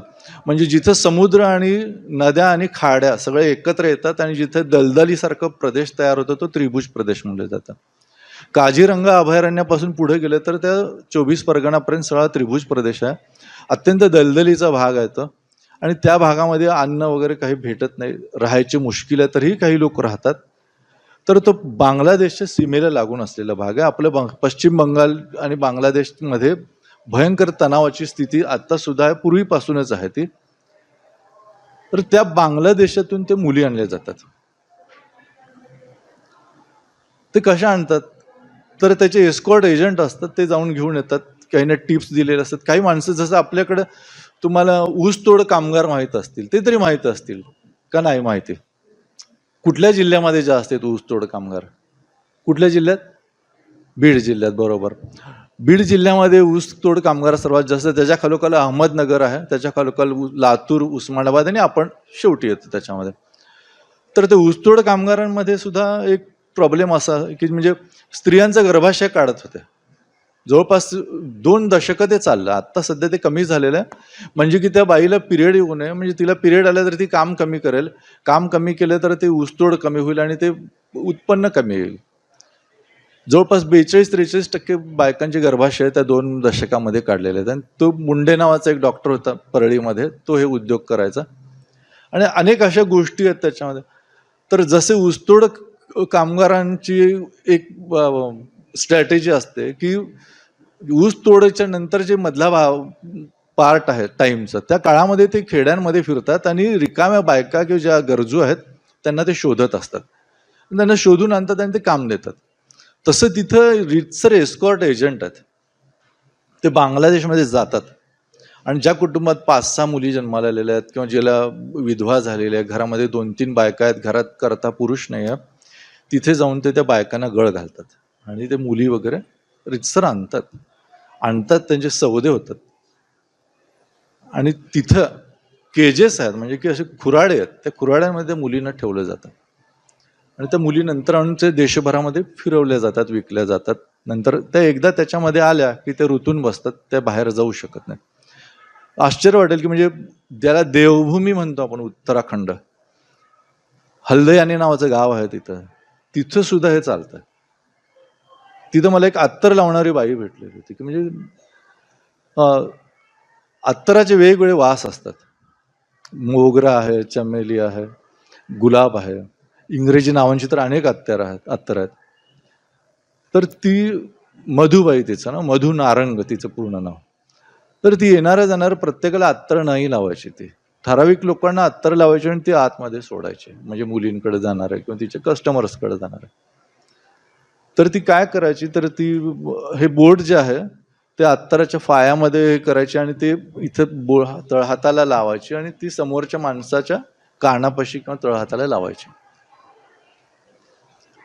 प्रत्यक्षात ती जेव्हा मागे हात लावायची बोट, तेव्हा तिच्या याच्यामध्ये एक गजरा होता, अबोली आणि मोगऱ्याचा मिक्स गजरा असायचा तो, आणि तिने एक विशिष्ट प्रकारचं तेल लावायचे जे ते हिमालयाच्या डोंगर रांगांमध्ये मिळतं. तर ते तेल त्या फुलांमध्ये पाझरायचं आणि ती फुलांचा गंध आणि तो तेल मिळून तो वास तिच्या बोटाला यायचा. तो वास ती त्या माणसांच्या हाताला लावायची आणि तिच्या वासाच्या पायी येणारी माणसं तिथं असायची. तसा वास मला जगात परत कुठं नाही भेटलेला. तर ती मधुबाई जी आहे, त्या मधुबाईपाशी सुद्धा हे मुली पाठवायचे हे लोक. म्हणजे आपण म्हणतो एकीकडे तिथं केदारनाथ धाम आहे, बद्रीनाथ धाम आहे, देवधर्माला जाणारे लोक आहेत. इवन नरेंद्र मोदींचा जो मतदारसंघ आहे वाराणसी, तिथं त्याचं पूर्वीचं नाव आणि तिथं मंडुवाडी नावाचं स्टेशन होतं पूर्वी तिथं. तर ते मंडुवाडीच्या थोड्या अलीकडे अंतरावरती जगदीशपूर नावाची एक वस्ती आहे, तिथं भारतातला सर्वात प्राचीन रेड लाईट एरिया आहे. आता आपलं जे तीर्थक्षेत्र आहे तिथं सुद्धा ही वस्ती आहे. म्हणजे हे आपण हजारो वर्षांपासून चालत आलेलं आहे. हे बंद होणार नाही. मी माझ्या सर्व पुस्तकांमध्ये लिहितो की हे बंद होऊ शकत नाही. जोपर्यंत स्त्री आहे, पुरुष आहे, पुरुषाच्या वासना आहे, जोपर्यंत पुरुष प्रधान संस्कृती आहे तोपर्यंत कधीच बंद होणार नाही. तर त्या छोट्या मुली सर्व देशभरात फिरवल्या जातात. आता बदलापूरमध्ये जर घटना बघितली तर तुमच्या लक्षात असेल की त्या छोट्या मुली आहेत त्या अगदी, म्हणजे त्या मुलीला काहीच कळालं नाही. म्हणजे तो 2 ऑगस्ट पासून तो व्यक्ती तिच्यावर ते कृत्य करत होता. 12-15 दिवस त्याने तिला अब्यूज केलेला आहे. आणि तिला एके दिवशी जेव्हा तिने सांगितलं, तुम्ही जर वाचत असाल सोशल मीडिया तर तुमच्या वाचण्यात आले की नाही मला माहित नाही, पण महाराष्ट्र नवनिर्माण सेनेच्या माणसाने ते पोस्टमध्ये लिहिलेलं आहे की आई मला लघवीच्या जागी मुंग्या चावल्यासारखं होतं आणि मला खूप त्रास होतो असं त्या मुलीने सांगितलं. त्या मुलीला कळतंय तरी काय की त्या माणसाने आपल्याबरोबर काय केलेलं आहे, तिला ते माहीत सुद्धा नाही आहे. अब गुड टच बॅड टच कधी शिकवतात? मुलगी 6वी 7वी 6-7 वर्षांची असेल तिथून शिकवलं जातं.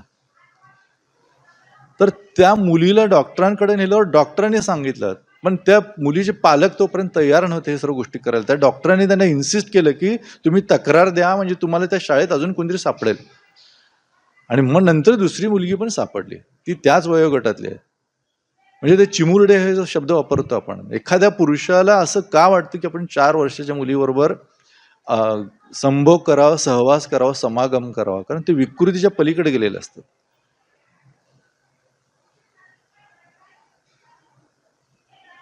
आपण जेव्हा विकृत होतो तेव्हा काय होतं याचं ते जिवंत उदाहरण आहे. तर त्या मुली, मी जी मुली पाहिली होती तिचं नाव झरीन होतं आणि सोनागाची, म्हणजे देशातला नव्हे आशिया खंडातला सर्वात मोठा रेड लाईट एरिया आहे तो, कलकत्त्यामध्ये आहे. त्याचा नावाचा पण खूप मोठा इतिहास आहे, मी तो नाही सांगत असेल, वेळेचा अपव्यय होईल. तर त्या सोनागाचीमध्ये कालीघाट नावाचा भाग आहे. त्या कालीघाट पासून काही मीटर अंतरावरती सर्व राजकीय पक्षांच्या सभा होतात, सगळेजण तिथे भाषणं देतात. तर त्या कालीघाटपाशी काही वस्त्या आहेत, बैठी घरं आहेत, तिथे त्या मुली छोट्या आणल्या जातात. तर ती मला जेव्हा भेटलेली होती ती फक्त 8 वर्षाची होती. आता कल्पना करा की मोठ्या स्त्रिया, ज्याला आपण पिरियड आलेला आहे किंवा जिला समज आलेली मुलगी आहे किंवा जिला हे सर्व गोष्टी माहिती आहेत की स्त्री पुरुष काय होतं, त्यांचं काय लैंगिक संबंध असतात, ते सर्व तिला माहिती आहे आणि त्याच्यातून ती जाते, ही गोष्ट वेगळी आहे. पण जी एका परदेशातून आणलेली मुलगी आहे, जिचं वय 6-7 वर्षाची असतानापासून तिला ते, मी भेटलो तेव्हा ती 8 वर्षाची होती, पण ती 6 वर्षाची असतानापासून तिथं होती. मी ज्या दिवशी तिच्यापाशी गेलो होतो तेव्हा तिचं अंथरूण जे आहे, बेड, ते रक्ताने माखलेलं होतं.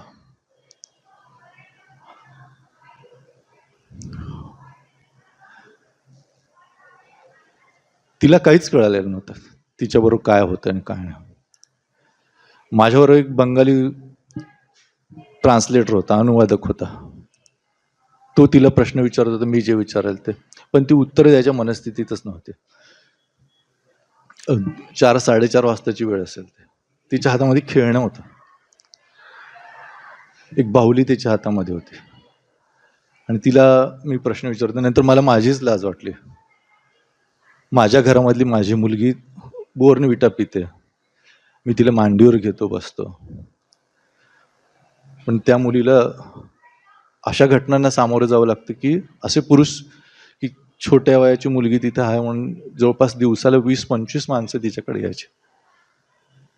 एखाद्या स्त्रीला एखादा माणूस एक दिवस सहन होत नाही, रोज 20-25 पुरुषांबरोबर संबंध ठेवायचा, ते पण 8 वर्षाच्या मुलीने.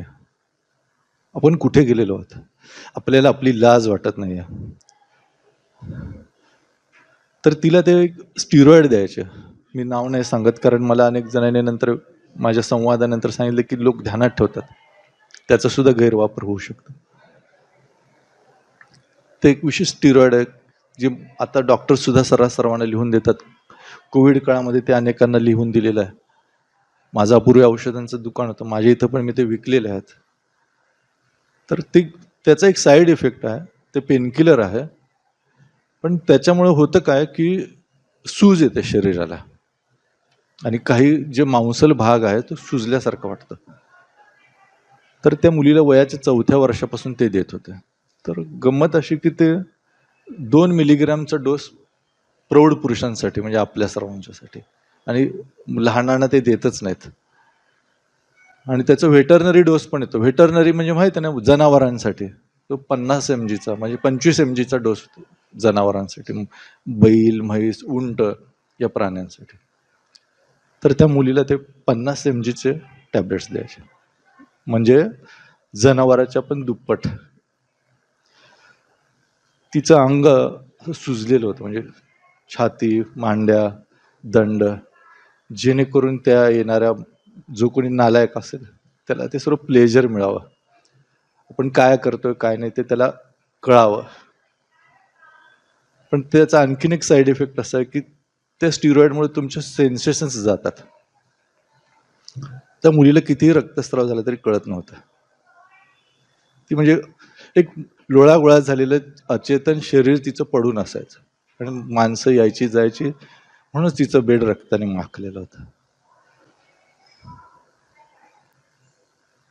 मी ते बघून मला इतका मानसिक त्रास झाला. मी माझ्या आयुष्यात ही गोष्ट कधीच विसरू शकत नाही की अशा प्रकारे एका मुलीला मी पाहिलेलं आहे. तिथे दरबार नावाची एक NGO आहे, त्या NGOच्या लोकांनी पुढे तिला सांभाळल्याचं मला कळालं. तर या औषधाचा सर्वात वाईट साईड इफेक्ट असा असतो की ऑस्टिओपोरोसिस होतं, म्हणजे किती 2 mgची गोळीचं डॉक्टर सांगतात 7 दिवसांनी बंद करा, खाऊ नका. म्हणजे एखाद्या प्रौढ पुरुषांनी जर 7 दिवसात किती खाल्लं तर दिवसाला 4 mg गुणिले 7 28 मिलीग्राम त्यांनी खाल्लं, तर त्या मुलीला रोज 50 मिलीग्राम देत होते. असे कित्येक वर्ष द्यायचे. 16व्या वर्षी तिचे सर्व हाडं बुगा झाला, 17व्या वर्षी तिची डेथ झाली. आपण काय करतोय आपल्यालाच कळत नाही आहे. आणि घरातले सर्वजण मुलींना सांगत असतात कपडे नीट घाल, ओढणी नीट घे, लग्न झालेले बायकांना सांगतात पदर घे, खाली वाकून चाल, वर बघू नको, गाडीवर बसली तर पदर नीट घे, 7:30-8च्यात घरी ये. आणि घरातलं वांड नालायक मात्र रात्री 11-12 वाजली तरी बाहेर असतो, त्याला कुणीच काही म्हणत नाही. खरं तर त्यालाच हाणलं पाहिजे, त्यालाच सांगितलं पाहिजे की तू बायकांकडे नीट पहा. कुठल्याही स्त्रीकडे पाहताना तुला तुझी आई बहीण सर्व आठवले पाहिजेत. हे सर्व कशामुळे होतं? मी फक्त दोष पॉर्नवर लगेच देत नाही. पॉर्न नव्हतं तेव्हाही रेप व्हायचे, तेव्हा सुद्धा अब्युजमेंट असायची, पण तेव्हा ही क्रूरता नव्हती. तुम्ही जर निर्भयाचं रेप पाहिलं असेल किंवा त्या RG कारमधला रेप पाहिला असेल तर त्या अमानुष पद्धतीने मारलं जातं. तसंच हा अत्याचार ह्या स्त्रियांवरती केले जातात. हे कुठून येतं? तर सातत्याने जेव्हा एखादा माणूस पॉर्न पाहत असेल, मी मुद्दाम सांगतो, इथं मुलं पण आहेत, मला अनेक मुलं नंतर इथं बोलत नाहीत, नंतर फोन करून विचारतात, बोलतात, समाधान वाटतं की स्टेप्स आहेत काही प्रत्येक गोष्टीच्या. जेव्हा तुम्ही अर्धे कपडे असलेली एखादी गोष्ट पाहता तेव्हा तुमच्या भावना वेगळ्या असतात. पूर्ण निर्वस्त्र एखादी गोष्ट पाहता तेव्हा तुमच्या मनातल्या भावना वेगळ्या असतात. सातत्याने तुम्ही तेच पाहत गेला तर तुमच्यातल्या सर्व भावना मरून जातात. एक वेळ अशी येते की त्याला काहीच सेन्सेशन राहत नाही, मग तो याच्यापेक्षाही काय आहे हे शोधत जातो. आणि ते शोधता शोधता त्याला असं लागतं, मग ते प्राण्यांचं सेक्स पाहिल किंवा 4 माणसांचं एकत्र पाहिल, काही पाहिल, तो सर्व करत राहतो. आणि एक स्टेप अशी येते की काही केलं त्याला काही होत नाही, आणि मग तो चाइल्ड अब्यूजकडे जातो. आम्ही जे चाइल्ड अब्यूजचे केसेस हँडल केलेले आहेत त्याच्यामध्ये अशीच 90% पुरुष सापडले. माझ्यावरती पनवेलमध्ये याच्यावरती गुन्हा दाखल होता राहिला, सुप्रिया सुळेंच्यामुळे मी वाचलं. म्हणून माझं जेव्हा पुस्तक आलं तेव्हा त्यांनी ट्विट करून त्याच्यामध्ये ते लिहिलेलं आहे की माझ्याबद्दल त्यांनी काय केलेलं आहे ते. तर ही गोष्ट कलकत्त्यामध्ये नाही, आपल्या महाराष्ट्रात सुद्धा आहे. मग आता जेव्हा दुर्गा पूजा आता कलकत्त्यामध्ये येणार आहे, आणि जेव्हा RG कार हॉस्पिटलचं हे रेप केस झालं तेव्हा तिथं सोनागाचीतल्या वेश्याने सांगितलं की यंदाच्या वर्षी आम्ही माती देणार नाही. तुम्ही देवदास हा सिनेमा पाहिला असेल, देवदास माहीत असेल का? पारो आणि ते माहिती आहे का? देवदास शाहरुख खानचा होता. पूर्वी असं 2-3 वेगवेगळ्या नटांचे सिनेमे येऊन गेलेले आहेत. तर ते कलकत्त्यामधल्या दुर्गेच्या बद्दलची ती गोष्ट आहे. म्हणजे आपल्याकडे जसा गणेशोत्सव केला जातो तसं तिकडे दुर्गा पूजा केली जाते. तर त्याच्यामध्ये पवित्र माती आणि निषिद्ध माती असं, म्हणजे की चांगली माती आणि वाईट माती असे 2 प्रकारचे मातीचे भाग केले जातात. आणि चांगल्या मातीचे आणखी 6 भाग आहेत. म्हणजे कुठून कुठून माती आणायची, गंगेच्या काठची वगैरे असं सर्व आहे. तर निषिद्ध माती जी आहे ती एकच आहे, ती म्हणजे वेश्यांच्या अंगणातली माती. जो कुंभारपाडा नावाचा भाग आहे तिथं कलकत्त्यामध्ये, त्या कुंभारपाड्यामध्ये नवरात्रीच्या 1 महिना आधी एक तिथी आहे, तेव्हा ती दुर्गा पूजा मूर्ती करायला सुरुवात होते. तर त्या मूर्तीसाठी ते हे 7 जागेची माती आणल्याशिवाय पहिली मूर्ती बनत नाही. आणि जोपर्यंत पहिली मूर्ती बनत नाही तोपर्यंत इतर मूर्तिकार मूर्ती बनवत नाहीत. हा त्याचा इतिहास आहे. तर यावर्षी तिथल्या वेश्याने सांगितलं कलकत्त्यामधल्या, की आम्ही यावर्षी आमच्या अंगणातली माती देणार नाही, कारण तुम्ही आमच्या इथे येऊन शेण खाता आणि तुम्ही समाजातल्या आया बहिणी सुद्धा सोडत नाही. नुसतं सोडत नाही तर तुम्ही अमानुष पद्धतीने मारताय. अशी गोष्ट घडते का की नुसतं हे काल्पनिक आहे, की समाजामध्ये असं कोणी जगलेलंच नाही. तुम्हाला कादर खान माहिती असतील. कादर खान नावाचे ऍक्टर होते, माहिती आहे, संवाद लेखक वगैरे, त्यांचं खूप चांगलं होतं. त्यांचा जर इतिहास पाहिला तर ते अफगाणिस्तानात त्यांचे वडील अफगाण होते आणि त्यांची आई पाकिस्तान होती, बलोच प्रांतातली. तर ह्या दोघांचं लग्न झालं आणि त्यांची पहिली अपत्य होती. 4 मुलं त्यांची जन्मली, जी कंदाहारमध्ये, अफगाणिस्तान, जे आपलं कंधार नावाचं महाभारतामध्ये गाव आहे ते. तर त्या कंदाहारमध्ये त्यांची 4 मुलं जन्मली आणि ते उष्ण प्रदेश आहे सर्व. आणि त्या बाईला असं वाटलं की हे उष्णतेने आपली मुलं मरतायत, आणि त्यांनी सांगितले नवऱ्याला की पुढची प्रेग्नन्सी झाली की आपण इथून जाऊ. आणि ते 5व्या प्रेग्नन्सीच्या वेळेस त्यांनी तो देश सोडला आणि ते मजल दरमजल करत दिल्लीत आले. तेव्हा अखंड भारत होता, जे ब्रिटिशकालीन. त्यामुळे पाकिस्तान वगैरे असं काही नव्हतं. ते अफगाणिस्तानातून थेट दिल्लीपर्यंत आले आणि दिल्लीमध्ये त्यांची डिलिव्हरी झाली त्या बाईची. पण त्यांच्या लक्षात आलं की इथे काही जगण्याची साधनं नाही आहेत आणि आपण इथे जगू शकत नाही, आपण अजून पुढे जायला पाहिजे. ते मुंबईला आले. मुंबईला आल्यावर माणूस कुठं राहू शकतो? आता तुम्ही बघाला तर तुमच्यापैकी बरेच जण अभ्यासाला वगैरे, तो मुंबईची सगळ्यांना माहिती आहे. तर सगळ्यात बकाल भाग जो आहे, जिथं आपल्याला फुकटमध्ये राहायला मिळेल अशा ठिकाणी जायला पाहिजे असं त्यांनी ठरवलं, कारण त्यांच्यापाशी काहीच नव्हतं. अक्षरशः भनंग, ज्याला म्हणतो भनंगच होते ते. आणि ते लहान मुलाला घेऊन ते ग्रँट रोडला गेले. ग्रँट रोड माहिती आहे तुम्हाला? मुंबईमध्ये ग्रँट रोड नावाचा एक भाग आहे. तर त्या ग्रँट रोडच्या थोडं पुढं कामाटीपूर आहे. तर त्या ग्रँट रोडमध्ये कत्तलखाने आहेत. तिथं भयंकर मोठ्या गटारी आहेत, उकरडे आहेत. तिथं कचऱ्याचे तेव्हा ढीग लावले जायचे, आणि ते कचऱ्याच्या ढिगाच्या मागे गटारीला लागून असलेल्या एका कत्तलखान्याजवळ ते एका छोट्या झोपडीत राहत होते.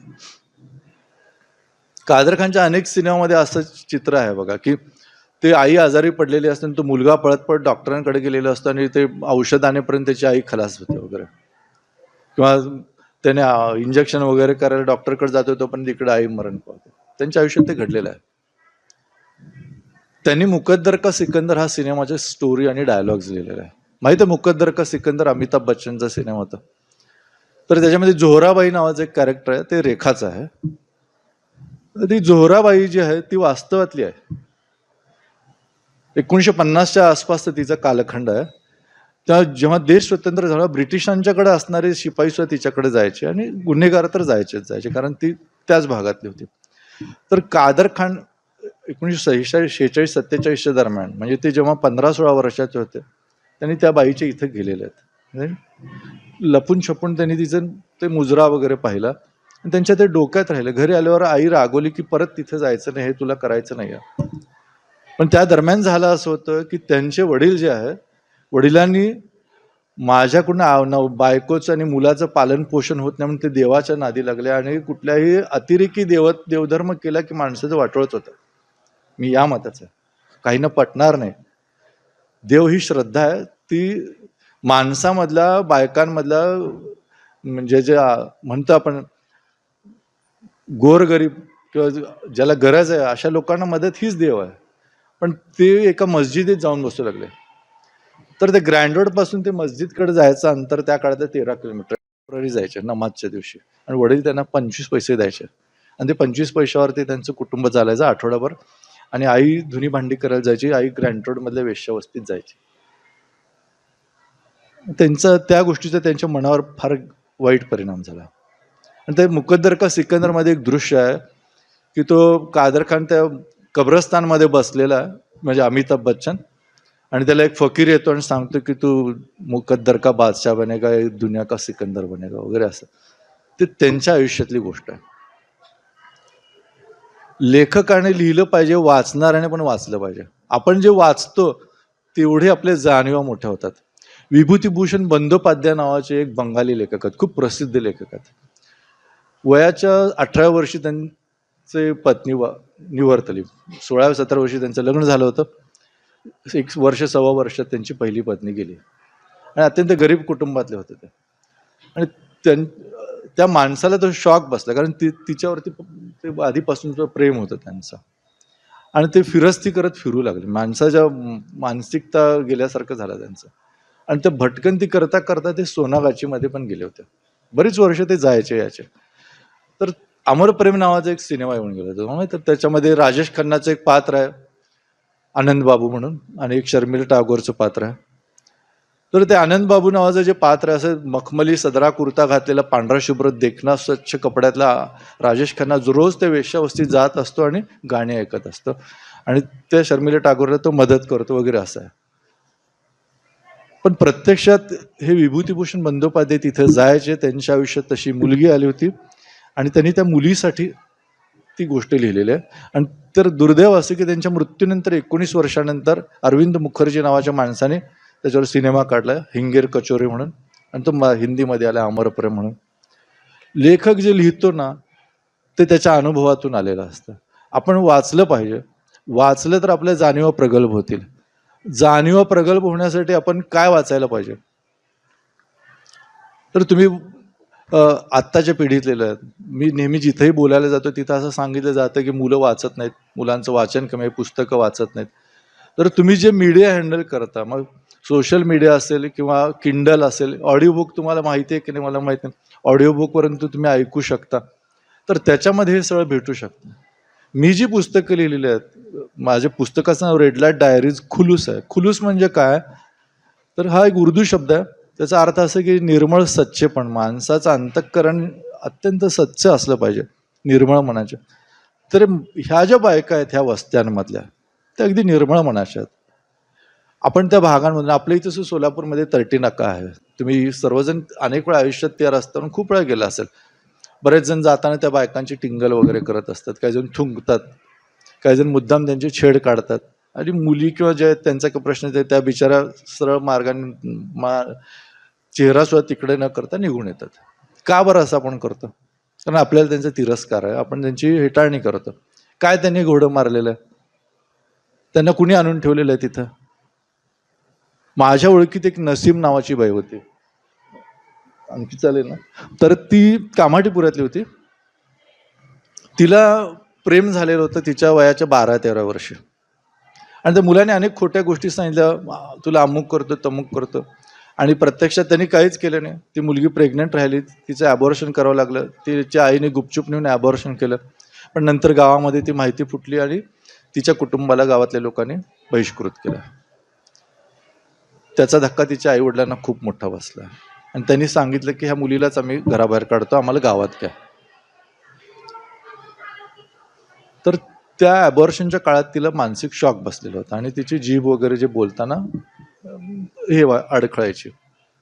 आणि त्यांनी एक माणूस गाठला आणि त्या माणसाने सांगितलं की मी हिची काय वासलात लावायची ती लावतो. ते कुटुंब गावात परत गेलं आणि ही मुलगी आली कामाठीपुऱ्यात. तर तिची एक अतृप्त इच्छा होती त्या नसीमची. म्हणजे तिला मी भेटलो तर म्हणजे 35-36ची होती, अत्यंत काळी सावळी, पण खूप सुंदर, चांगल्या मनाची, चांगल्या विचाराची बाई. तिला आई व्हायचं होतं. तर या वस्त्यांमध्ये ज्या बायका असतात यांच्या पोटात सुद्धा कोणी ना कोणी पाप घालून जातं. लोक इतके भयंकर बदमाश असतात, खोटं बोलण्यात माहीर. ते त्या बायकांना सुद्धा खोटं सांगतात, मी तुला सांभाळतो आयुष्यभर, अमकं करतो तमकं करतो असं सांगून प्रलोभन दाखवून ते तिच्या पोटात बीज रोवणं माती खाऊन जातात. त्या बायका भुलतात, एकतर आधी भुलूनच आलेल्या असतात. तर त्या नसीमकडे एक काम होतं, ते म्हणजे ती काय करायची, ह्या सर्व बायकांपाशी जेव्हा कस्टमर यायचे किंवा माणसं यायची तेव्हा त्यांची लहान मुलं तिच्यापाशी असायची. तर ती जेव्हा त्या बाळांना छातीला धरायची, तिला पाना यायचा. अनेक बायका म्हणायच्या की तू ह्या सर्वांची दाई आहेस. आपल्याला जन्म देणारी आईच नाही तर जिने सांभाळते ना ती सुद्धा मोठी असते. एक वेश्या हे करू शकते, पण सामान्य कुटुंबामध्ये हे दृश्य नाही दिसत. स्त्रियासुद्धा एकमेकाचा दुस्वास करतात, पण तिथं नाही होत. मी अशा बायका नाही पाहिलेल्या. बागलकोट नावाचं गाव आहे इकडे खाली कर्नाटकमध्ये. तिथं दगडखाने आहेत. पुढे गेल्यावरती तिथे दगडखान्यातली एक बाई मला भेटलेली होती. दिसायला ज्याला आपण आपल्याकडे भयंकर लोक असतात, म्हणजे आपल्या सिनेमामध्ये बघा तुम्ही, सावळ्या किंवा काळ्या रंगाच्या अभिनेत्री घेतल्या जात नाहीत. आपण भयंकर वर्णद्वेषी आहोत, लिंगद्वेषी तर आहोतच. आपले इतके वर्णद्वेषी जगाच्या पाठीवर कुठं नसतील.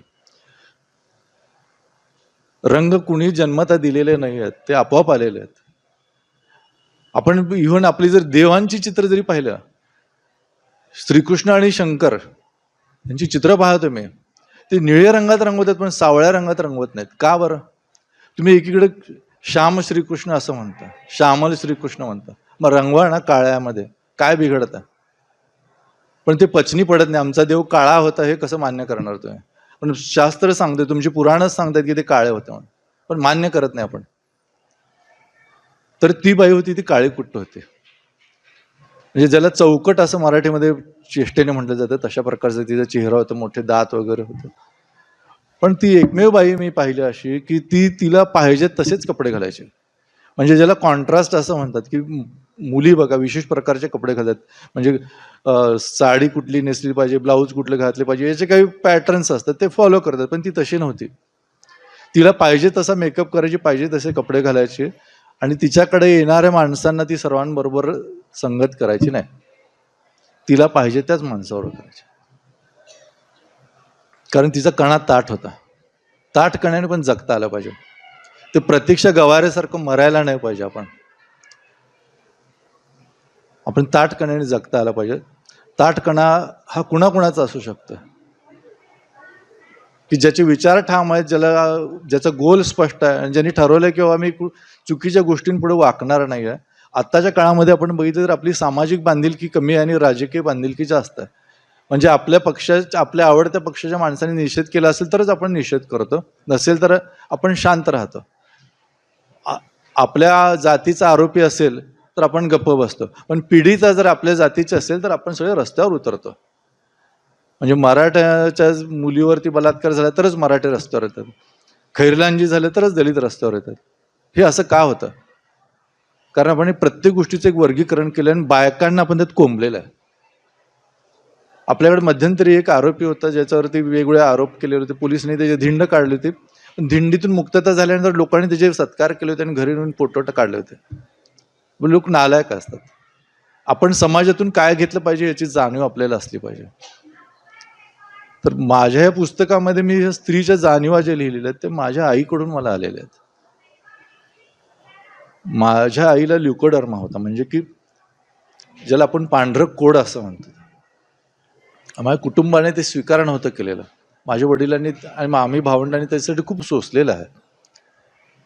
माझे भावंड मोठी होऊन निघून गेले, पण मी आई वडिलांपाशीच राहिलो. मी सेटनेट झाल्यानंतर जॉब न करण्याचं कारणच हे आहे. मला अनेक नामवंत महाविद्यालयातून तेव्हा मला कॉल्स आले होते. माझ्यापाशी ते सर्व लेटर्स आहेत. संतोष पवार आमचे कुटुंबीय मित्र आहेत, त्यांना माहिती आहे सर्व. मी नाही गेलो तिथे, कारण आई वडिलांचं असं म्हणणं होतं की ते दोघे इतक्या मोठ्या ह्याच्यावरती तू पण गेलं तर कसं होणार. आपल्याला काही स्वप्न तशीच सोडावी लागतात. सगळी स्वप्न पूर्ण झाली तर मनुष्य खचतो असं मिर्झा गालिब सांगतो. पण त्या स्वप्नांसाठी झुरता आलं पाहिजे. धीरूभाई अंबानीने जे स्वप्न पाहिलं ते त्यांच्या मुलाने पूर्ण केलं. धीरूभाई अंबानी माहित असेल तुम्हाला, पेट्रोल पंपावर कामाला होते. ते गोदरेजचा दाढीचा साबण जो आहे आता तो बंद झाला, ते साबण ते विकायचे गुजरातमध्ये आणि मुंबईमध्ये. तिथून त्यांची सुरुवात आहे. छोट्या छोट्या गोष्टीतून माणूस घडत जातो. आणि आपण सर्व जेव्हा कुठल्या गोष्टी घडतात घरामध्ये तेव्हा सर्वांचा राग जो आहे तो स्त्रीवरती काढतो. आपल्याला ती सवय लागलेली असते. आणि स्त्रियांनी सोशिकपणा जे आहे तो बंद केला पाहिजे. मी नेहमी सांगतो की सोशिक राहू नका. सोशिक असणारी मुलगीच स्वतःचा घात करते. तुम्ही एका मर्यादेपर्यंत सहन करा. आपले विचार ठाम मांडता आले पाहिजेत. मग घरात असो, शाळेत असो, कॉलेजात असो, कुठेही असो तुम्ही समाजात, आपले विचार तुम्हाला मांडता आले पाहिजेत, बोलता आलं पाहिजे, लिहिता आलं पाहिजे, चांगलं वाचता आलं पाहिजे. आपले इतके चांगले शिक्षक आहेत, एवढं चांगलं तुमचं स्टाफ आहे, हे सर्व म्हणजे अभिमान वाटावी अशी गोष्ट. इतकी चांगली संस्था, एवढी सर्व साधनं तुम्हाला उपलब्ध होत असतील तर हिरहिरीने आपल्याला आपल्या आईवडिलांनी कशासाठी पाठवलेलं आहे ती गोष्ट आपल्याला करता आली पाहिजे. आणि बेसिकली स्त्रियांनी तर आधी शिकलं पाहिजे. कोविड काळामधली एक गोष्ट सांगून मी थांबतो. कोविडच्या काळामध्ये सर्वत्र देशभरामध्ये हाहाकार माजला होता. या वस्त्यांमध्ये सुद्धा खायला प्यायला काहीच नव्हतं. सुप्रीम कोर्टाने जेव्हा याच्यामध्ये इंटरफेअर केलं तेव्हा ती परवानगी मिळाली आणि ती मान्यता दिली गेली की तुम्ही या बायकांपाशी कुठलीही कागदपत्र नसली तरी यांना रेशन द्या, अन्न द्या वगैरे. तोपर्यंत सरकार यांना काही देत नव्हतं. काही बायका उपासमारीने मेल्या. उत्तर प्रदेशात जिथं प्रेत वाहत आली असं बोललं गेलेलं आहे, त्या वाहत आलेल्या प्रेतामध्ये एक प्रेत संध्या नावाच्या बाईचं होतं. तिच्या बहिणीला आम्ही जेव्हा भेटलेलो आहे, बासुका नावाचं एक गाव आहे उत्तर प्रदेशात, त्या बासुका गावामध्ये जसं आपल्याकडे नारायण गाव आहे, तमाशा पंढरी म्हटलं जातं, तर त्या बासुकामध्ये अजूनही बैठे मुजरे चालतात. तर त्या बासुकामध्ये तिची बहीण होती. तिने सांगितलं की तिने 4 वेळा आत्महत्या करायचा प्रयत्न केला, गंगेमध्ये जायचा. पण गंगेच्या काठी असणाऱ्या माणसाने तिला अडवलं की वेश्येने जर ह्याच्यात जीव दिला तर गंगा पाटेल बघा. पण त्याच गंगेत इतक्या बायका माणसं वाहून गेली, तर ती सुद्धा वाहून गेलेली आहे. मग काय झालं गंगेचं? आपल्या सामाजिक धारणा ज्या त्या अत्यंत तकलादू आहेत. तर पुण्यामध्ये एक NGO होती, तर त्या पुण्यातल्या NGOने वेश्यांसाठी दिलेलं अन्न सुद्धा भ्रष्टाचारात खाल्लं. तिची केस चालू आहे. आपण समाजाचा उकिरडा जेवढा उकरू तेवढं घाण सापडत आहे. त्याच्यातून काय घ्यायचं हे आपल्याला ठरवता आलं पाहिजे. आणि मी परत सांगेन सर्व मुलींना, स्त्रियांना की तुम्ही ताठ मानेने जगा आणि कुठलेही टॅब्यू मनामध्ये ठेवायचे नाहीत, कुठलेही भेद मनामध्ये ठेवायचे नाहीत. आणि सर्व मित्र मुलं जे आहेत इथे सगळी चांगली मुलं आहेत. ज्या अर्थी तुम्ही असा विषय असून, कारण स्त्री जीवनावरती काय मुलांनी ऐकायचं बरं, हा माणूस काय सांगणार याचं काय. आमच्या घरी पण आई बहीण आहे, आम्हाला पण सर्व कळतंच की असं सर्व असतं. तरी सुद्धा तुम्ही मुलं इथं आलात आणि मी हे जे उलटे सुलटे म्हणजे वेडेवाकडे विचार मी तुमच्या पुढे मांडले, सामाजिक भाषेत सांगायचं गेले तर ते तुम्ही ऐकून घेतले. तुमचे चेहरे मी वाचू शकतो, तुमच्या चेहऱ्यांवरून कळू शकतं की तुम्ही गंभीरतेने ऐकलेलं आहे.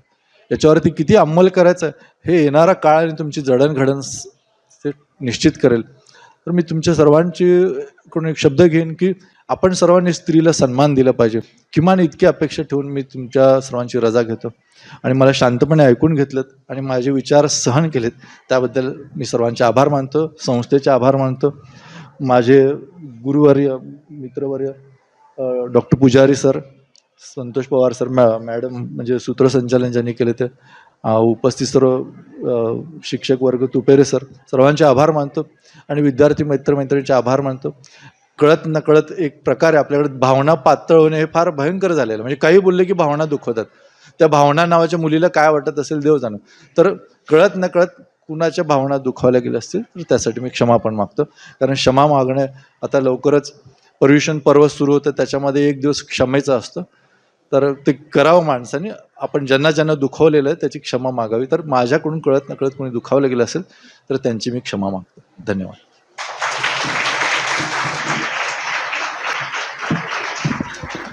धन्यवाद सर. सरांनी खरं तर खूप नाविन्यपूर्ण माहिती आणि खूप मौलिक असं मार्गदर्शन केलं आहे, जेणेकरून ऐकणाऱ्याला प्रत्येकाला विचार करण्याला प्रवृत्त करण्यासारखं त्यांचे विवेचन होते. त्यानंतर सरांचं खरंच पुन्हा एकदा धन्यवाद करते. यानंतर अध्यक्षीय मनोगत व्यक्त करण्यासाठी आजच्या कार्यक्रमाचे अध्यक्ष आणि मराठी विभाग प्रमुख डॉक्टर सुहास पुजारी सरांना विनंती करते की त्यांनी अध्यक्षीय मनोगत व्यक्त करावं. खरं तर मी बोलणार नव्हतो आणि बोलायचंही नव्हतं मला, कारण मी सुरुवातीला बोललो आहे. पण इतकं छान तुम्ही ऐकलं आहे त्याच्याविषयी मला 1-2 गोष्टी बोलायच्या आहेत, म्हणून मी पुन्हा उभा राहिलो. आता त्यांच्या व्यक्तिमत्वाचा समीर गायकवाड यांच्या तुम्हाला चांगला परिचय झाला असेल. हा संपूर्ण देशभर फिरलेला आणि अनेक अनुभव घेतलेला माणूस आहे. ते त्यांच्या बोलण्यातून व्यक्त झालंय. हे सगळं व्याख्यान ऐकल्यानंतर मला वाटतं प्रत्येक मुलाच्या मनात देखील अशी भावना झाली असेल की आपण मुलीच्या पाठीमागे खंबीरपणे उभं राहिलं पाहिजे. हे सगळे विचार म्हणजे केवळ स्त्री विरुद्ध पुरुष नव्हे, हे लक्षात घ्या. स्त्री विरुद्ध पुरुष असा हा लढा नाही. हा स्त्री विरुद्ध होणाऱ्या अपप्रवृत्ती विरुद्धचा लढा आहे. कारण स्त्रियांच्या उन्नयनासाठी, त्यांच्या विकासासाठी खूप मोठमोठ्या पुरुषांनी लढे दिलेले आहेत, हे विसरता कामा नये. बऱ्याच वेळेस असे पुरुष आहेत, तसे पुरुष आहेत. आपले वडीलसुद्धा पुरुषच असतात, आपला भाऊ पुरुषच असतो. महर्षी धोंडो केशव कर्वे पुरुषच होते, महात्मा फुले पुरुषच होते, हे लक्षात घ्या. त्यामुळं स्त्री विरुद्ध पुरुष असा हा लढा नाही आहे, अपप्रवृत्ती विरुद्धचा हा लढा आहे. आणि त्या विरुद्धचा लढा तुमच्या मनामध्ये उभा राहावा यासाठी हे सगळं अनुभवाचं दर्शन तुम्हाला घडवलेलं आहे. सध्या महाराष्ट्रातली आणि देशभरातली स्थिती पाहताय तुम्ही. अनेक खटले चालत आहेत, दररोज टी व्हीवर बातम्या आपण ऐकतोय. अशा पार्श्वभूमीवर मुद्दाम समीर गायकवाड सारख्या एका अतिशय उत्तम अशा लेखकाला आणि प्रत्यक्ष ते जीवन जवळून पाहिलेल्या व्यक्तीला आपण विचार व्यक्त करण्यासाठी बोलावलं. ही साधी व्यक्ती नाही आहे. त्यांच्या ब्लॉगला 50 लाख लोक वाचतात. 50 लाख लोक. ABP माझाच्या ब्लॉगवर ते लिहित होते तर दररोज 10 ते 15 लाख लोक ते वाचत होते. याच्यावरून विचार करा. आणि त्याला पुरस्कार पण मिळालाय त्यांना, उत्कृष्ट ब्लॉगर म्हणून. तर असं हे व्यक्तिमत्व आहे. मुद्दाम आम्ही हेरून मुद्दाम तुमच्या समोर ते आणलेलं आहे. म्हणून मला असं प्रामाणिकपणे वाटतंय की तुमच्या मनामध्ये आज बीज पडला असेल, विशेषतः मुलांच्या, की आपण मुलींची छेडछाड करण्यासाठी नाही, मुलींचं संरक्षण करण्यासाठी आहे, त्यांचा भाऊ म्हणून उभं राहण्यासाठी आहोत, हे लक्षात घेतलं पाहिजे. कारण आजची परिस्थिती सगळी पाहतोय, म्हणून मी बोलायला उभं राहिलो. खरं तर त्यांच्या विषयाचं गांभीर्य लक्षात यावं. आणि बऱ्याच वेळेस असे विचार ऐकल्यानंतर बऱ्याच जणांच्या मनामध्ये स्त्री विरुद्ध पुरुष असं होतं. असंही होऊ नये. स्त्री विरुद्ध पुरुष नावाचं एक पुस्तक शिवराज गोरले यांचं आहे, ते या संदर्भातच आहे, महत्त्वाचं आहे ते. तर असं हे सुद्धा लक्षात घेणं आवश्यक आहे. खूप छान तुम्ही विचार मांडलेत. खरं तर ते उत्तम लेखक म्हणजे त्यांची 5 रुपयाची नोट नावाची मी कथा वाचली. आता मला 5 रुपयाची नोट विसरताच येत नाही. जाई मावशी, 5 रुपयाची नोट, खूप चांगल्या चांगल्या झांबळमध्ये कथा आहेत त्यांच्या. तर असा एक उत्तम लेखक आज आपल्या इथं आला आणि त्याने आपले विचार मांडले. तुम्ही देखील अतिशय शांतपणाने हे सगळं ऐकलं. अतिशय गंभीर विषय असताना सुद्धा तुम्ही तो ऐकलात, त्याबद्दल तुमचं देखील कौतुक करतो आणि थांबतो.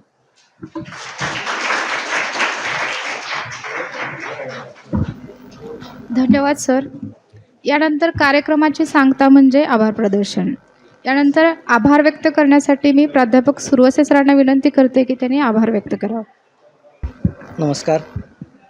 संगमेश्वर महाविद्यालय सोलापूर मराठी विभागाचा वाङ्मय मंडळ आणि या वाङ्मय मंडळाच्या उद्घाटनाच्या अनुषंगानं आपल्याकडे आज आपल्याच परिसरातील लेखक समीर बापू गायकवाड या उद्घाटनासाठी आले.